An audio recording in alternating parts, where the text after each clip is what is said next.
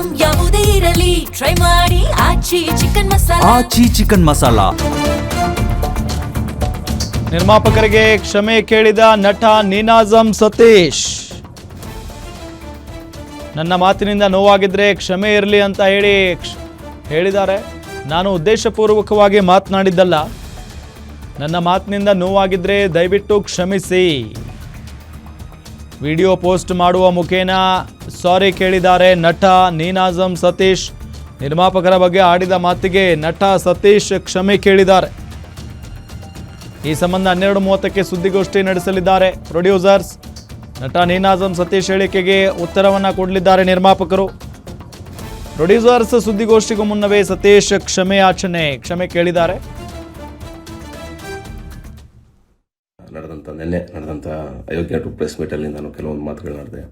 ಅದರಿಂದ ತುಂಬ ಜನ ನಿರ್ಮಾಪಕರುಗಳಿಗೆ ಕೆಲವರಿಗೆ ನೋವಾಗಿದೆ ಅಂತ ಗೊತ್ತಾಯಿತು. ನಾನು ಬಳಸಿದ ಪದಗಳು, ನಾನು ಬಳಸಿದ್ದೇನೆಂದರೆ ಎಜುಕೇಷನ್ ಅಂತ ಬಳಸಿದೆ. ಎಜುಕೇಷನ್ ಅಂದರೆ ನಾನು ಹೇಳಿದ್ದು ನಾವು ಸ್ಕೂಲ್ಗೆ ಹೋಗಿ ಓದಿದ್ದಲ್ಲ. ನಾನು ಹೇಳಿದ್ದೇನೆಂದರೆ ಎಜುಕೇಷನು ಸಿನಿಮಾ ಮೇಲೆ ನಮಗೆಲ್ಲ ಎಜುಕೇಷನ್ ಇರಲಿ ಅಂತ. ಯಾಕೆಂದ್ರೆ ನಾನು ನಿರ್ಮಾಪಕ ಆಗಿ ಸೋತಾಗ ಅದನ್ನು ಕಲ್ತ್ಕೊಳ್ಳೋಕ್ಕೆ ನಾನೇ ತುಂಬ ಟೈಮ್ ತೊಗೊಂಡೆ.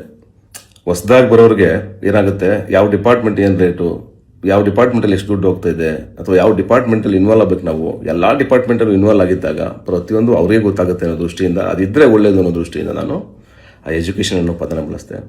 ಅದು ಬಿಟ್ಟು ನಾನು ಎಜುಕೇಷನ್ ಅಂದರೆ ಆ ಥರ ಅರ್ಥದಲ್ಲಿ ಬಳಸಿಲ್ಲ. ಹಾಗೆ ಯಾರ್ಯಾರಿಗೆ ನನ್ನಿಂದ ನೋವಾಗಿದೆಯೋ ಕ್ಷಮೆ ಕೇಳ್ತೀನಿ. ಯಾಕೆಂದರೆ ಯಾರಿಗೂ ನೋಯಿಸಿ ಖುಷಿ ಪಡುವಂಥ ವ್ಯಕ್ತಿತ್ವ ನನ್ನಲ್ಲ, ಆ್ಯಂಡ್ ಅಷ್ಟು ದೊಡ್ಡವನು ನಾನಲ್ಲ.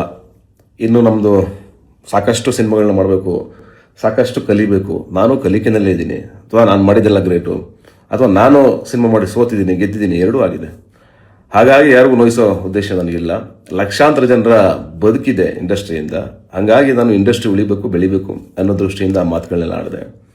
ಅದು ನಿಮ್ಮನ್ನು ಇದು ಮಾಡಿ ಮಾತಾಡಿದ್ದಲ್ಲ. ಆ್ಯಂಡ್ ಸುಪ್ರೀತ್ ಅವ್ರ ಬಗ್ಗೆ ಮಾತಾಡಿದ್ದು ನಾನು, ಅವ್ರ ಡಿಸ್ಟ್ರಿಬ್ಯೂಷನ್ ಬಗ್ಗೆ ಮಾತಾಡಿದ್ದು ನಾನು. ಆ್ಯಂಡ್ ಆ ಡಿಸ್ಟ್ರಿಬ್ಯೂಷನ್ ಪದ ಮಿಸ್ ಆಯಿತು ನಾವು ಮಾತಾಡಬೇಕಾದ್ರೆ. ಹಾಗಾಗಿ ಅದು ಕೆಲವರಿಗೆ ನೋವಾಗಿದೆ ಅಂತ ಗೊತ್ತಾಯಿತು. ಯಾರೋ ಬೇಜಾರು ಮಾಡ್ಕೊಬೇಡಿ. ಆ್ಯಂಡ್ ಅಫ್ಕೋರ್ಸ್ ನಾವಿರೋದು ನಿರ್ಮಾಪಕರಿಂದನೇ. ನಿರ್ಮಾಪಕರು ಇದ್ರೇ ಇಂಡಸ್ಟ್ರಿ ಕಟ್ಟಬೇಕಾದ್ರೆ ಭಾಳ ದೊಡ್ಡ ಕೊಡುಗೆ ನಮ್ಮೆಲ್ಲ ನಿರ್ಮಾಪಕರದ್ದಿದೆ. ಹಾಗಾಗಿ